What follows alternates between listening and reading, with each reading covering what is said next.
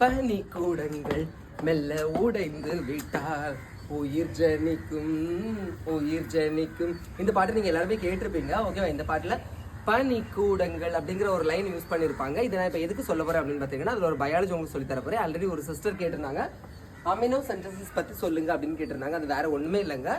ஒரு லேடி வந்து என்ன செஞ்சிருக்காங்க, பிரெக்னெண்டா இருப்பாங்க பார்த்தீங்களா? பிரெக்னெண்டா இருக்கும்போது வயிறு இவ்வளோ பெருசா இருக்குன்னு வச்சுக்கோங்களா, அதுக்கு குழந்தை நான் உள்ளாடி இருக்கு.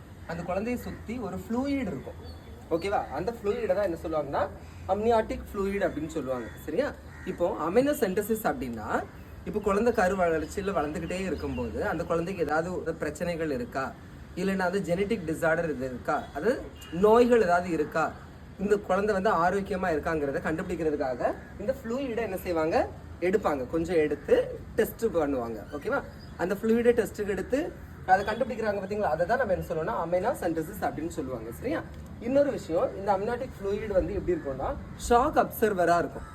கருவுற்று இருக்கக்கூடிய அம்மா திடீர்னு கீழே விழ போகிறாங்க, இல்லைன்னா வந்து திடீர்னு அதிர்ச்சி எல்லாம் ஆவாங்க பார்த்தீங்களா, அப்போ அந்த குழந்தைய எந்த வித பாதிப்பும் இல்லாமல் அந்த குழந்தைய ப்ரொடெக்ஷன் பண்ணுறது யாருன்னு பார்த்தீங்கன்னா இந்த அம்னியாட்டிக் ஃப்ளூயிட் தான். சரியா?